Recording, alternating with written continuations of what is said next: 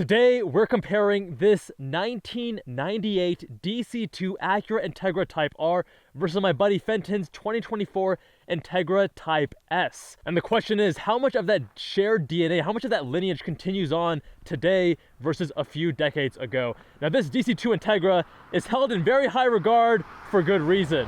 It's powered by the 1.8-liter B18C engine, pushing at 195 horsepower and 130 pound-feet. 8,500 RPM, but the fuel cutoff is somewhere around 9K. The car weighs 2,600 pounds. We have double wishbone in all four corners. No nannies, no assist, just ABS. And compared to the GSR, the trim below, this is lowered by 15 millimeters, and it's also around 93 pounds lighter. It comes with a torque sensing helical gear LSD, kind of similar to a Torsen, and that combined with equal length half shafts is designed to reduce understeer. Of course, a common concern when you have a front-wheel drive vehicle. They increased the damper and spring rates. Of course, they actually, OEM came with aluminum forged wheels, but here we have these Mugen MF10s that actually save 5 pounds per corner. Now, since I drove it last, he's actually made it about 50 pounds lighter. He removed the spare. He got these lighter wheels. And Kevin, the owner, has done such a great job restoring this vehicle. He has this epic blog post linked below. Now, compared to last time, he redid the suspension bushings, and we have these new seats, which have a lot more side bolstering, and of course, very appropriate for this car. Excellent, excellent taste.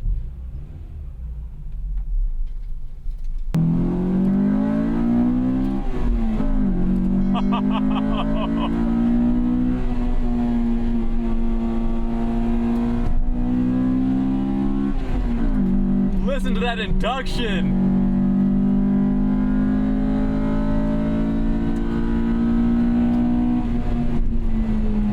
Now, compared to the last time I drove this, some changes that do make this a little bit stiffer, a little bit more rigid, and more grip as well, less unsprung mass.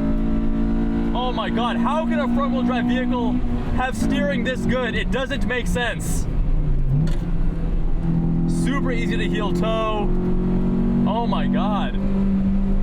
Why can't they make cars like this anymore? This is just... Every other time I've driven a front-wheel drive vehicle, I always have to add the caveat, it's great for a front-wheel drive vehicle. It's fun for a front-wheel drive vehicle. This is the first vehicle, the first front-wheel drive vehicle I've driven where you do not have to make any excuses for it. It is just great as it is, as a front-wheel drive vehicle. I just don't understand how they were able to make cars like this. God, the inputs are all, okay. So let me gather my thoughts. This is just so good, so good. Steering, hydraulically assisted, a little bit light, but a lot of feedback, a lot of texture. It loads up as you get weight over the front tires. Now, when they were designing this this manual transmission, they wanted it to feel like the NSX, and it's pretty damn close. Not quite as good as the NSX. Throws a little bit more of an angle to it. It feels like a longer throw. Not exactly as bolt action rifle as the NSX, but again, pretty fucking close. Such a joy to use. Very tight mechanical. The brakes initially a little bit, ever so slightly soft in a way that you would expect a car from the 1990s to act, but not in a way that's like troublesome or like, oh, I wish these were firmer. It fits the ethos, the character of the car. It's all congruent because it's a lightweight vehicle, 2,600 pounds. That's a featherweight by today's standards. Throttle response, immediate and natural, very one-to-one.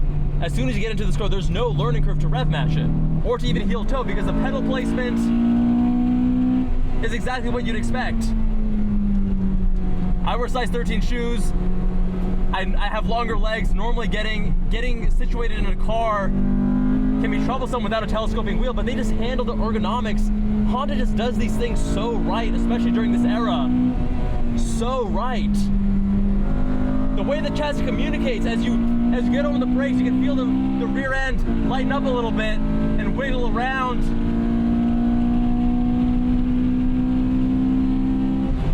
Holy shit, man. Holy shit.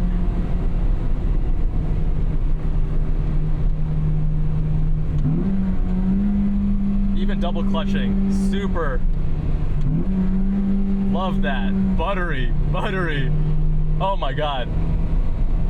We are so fortunate that there are car enthusiasts like Kevin out there who have the means to restore these vehicles. And again, look at that block box. It is insane what he's done. The passion this guy has, the attention to detail. And then he's so generous, he lets people like me and Fenton Sun from the Zygreen YouTube channel, he lets us review it and share it with you all. And we're reviewing this against that car. That's Fenton's Integra Type S.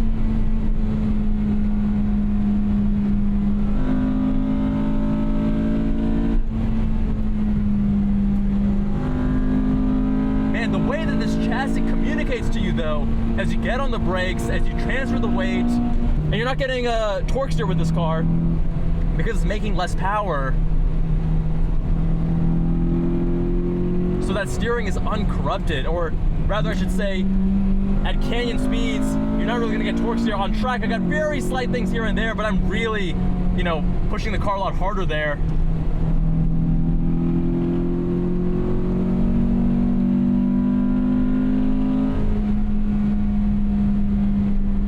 Wow. This 5-speed manual is such a joy to use. Look at that.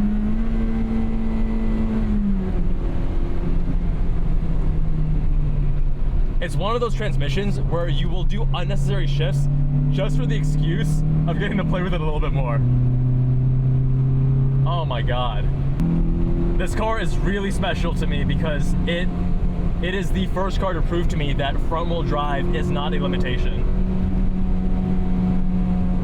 And that's because they paid so much attention to detail, getting the chassis to behave in a way, and having that engine character in that note. I mean, this era is when Honda was known for the really high revving, naturally aspirated engines that it encourages you to rev it out.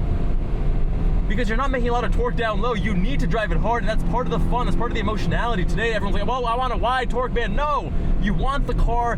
How does it make you feel? How does it make you want to behave as a driver?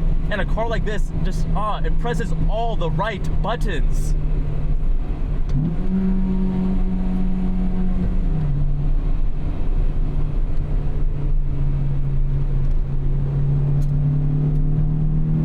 Oh my God, the chassis communication.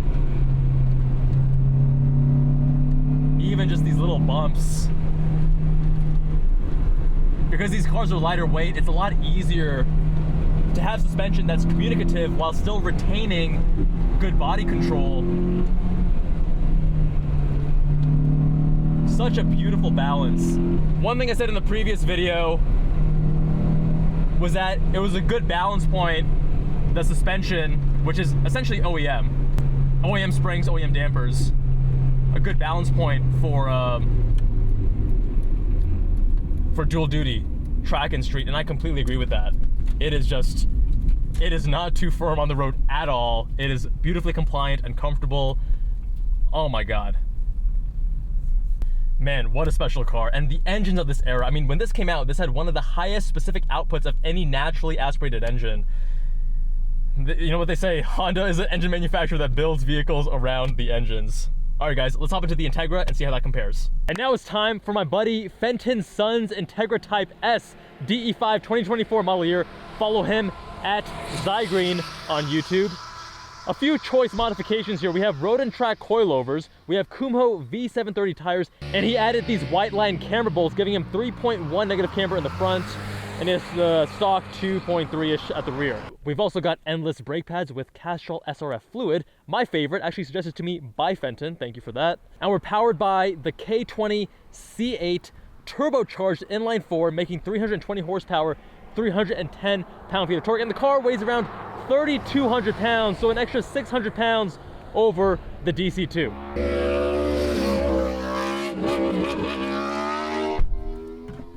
You also notice, of course, it's a 4-door, much more practical. The Integra Type S is a different animal compared to the DC2 Integra. But they're both front-wheel drive, both powered by 4 cylinders. They also went McPherson strut front suspension, multi-link rear, whereas in that DC2, they stuck with double wishbone all around. No compromises on that DC2, but perhaps a bit of compromise on this to make it more comfortable and appealing to the masses. With road and track coilovers, we don't actually have any adjustability to the dampers, but these do feel great. But we're going into, let's do sport mode. You're gonna see the gauges change. It also changes the steering. EPS, of course. Makes it a little bit artificially heavier. Also just the throttle response. Now, first thing that impresses me about this car is that the front end is so dialed in. It is so sharp. It's the coilovers with the wheel and tire combo, plus that extra negative camber. It's just such a sharp front end. Really like that. And that added power over the DC2 is very welcome. Even if the car is much heavier, it is also much quicker. The DC2, I can see some people arguing that it needs a bit more power, maybe 30, 50 more horsepower. I just feel like this is not the ideal road for that vehicle. Yeah, these brakes, nice and solid. Really easy to just pinpoint precision, modulate them too, as you're in the braking zone. But the engine note, very quiet. You have that turbocharged nature, minimal lag, but you don't have that B18 character building to that 9,000 RPM, or I guess 8,500 RPM red line. It's a little bit muted here. You don't have that artificial pumped in through the speaker noise. Steering here is sharp. You actually get a little bit of feedback, not very much. Thank you very much, sir. My town and country friend. But in comparison to that DC2, it's, you know, much number. All the inputs are a little bit lighter and more civilized, more comfortable. Even the throws of this transmission, and we have rev match enabled. To turn it off, I have to go through the menu. Not going to waste time with that right now.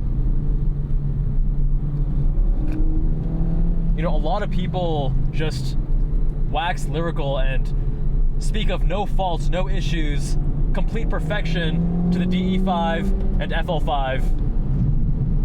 But here at Jubbal Cars, we keep it real.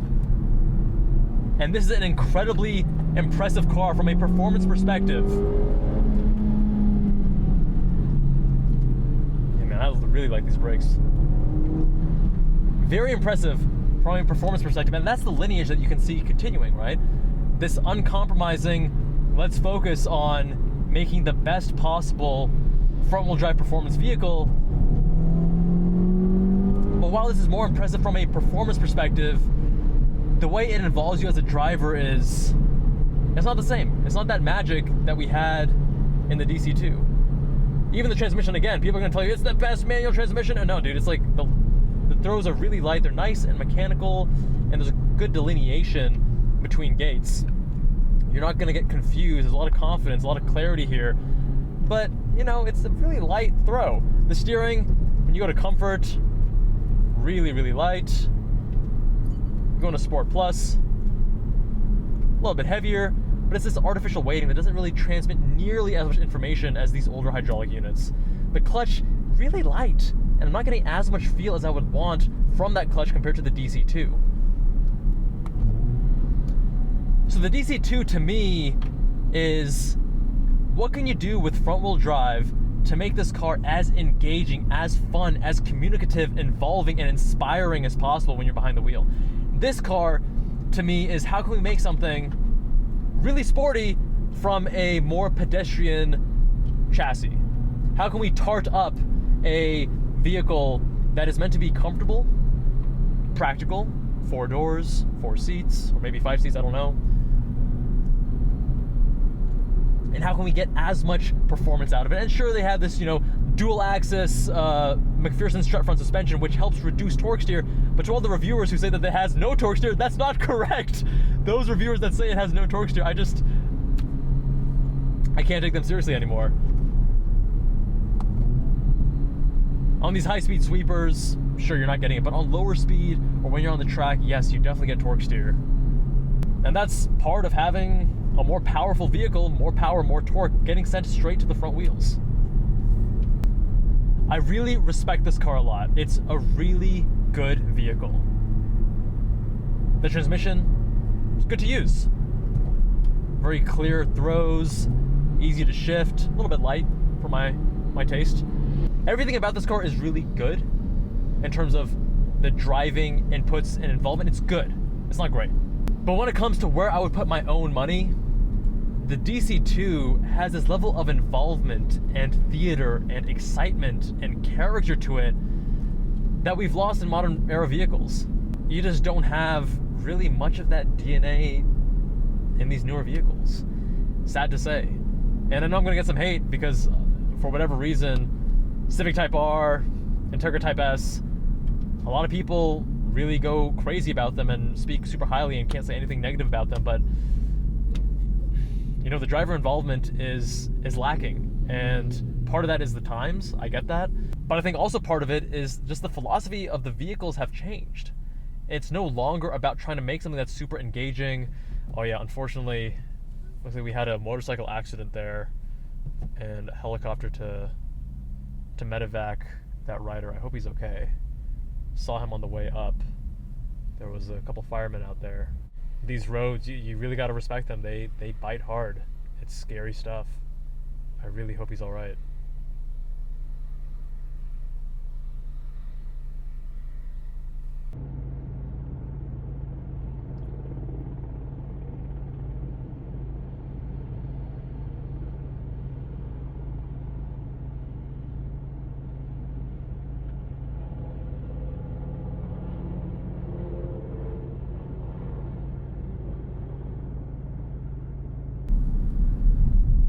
I don't even know where I left off on this review.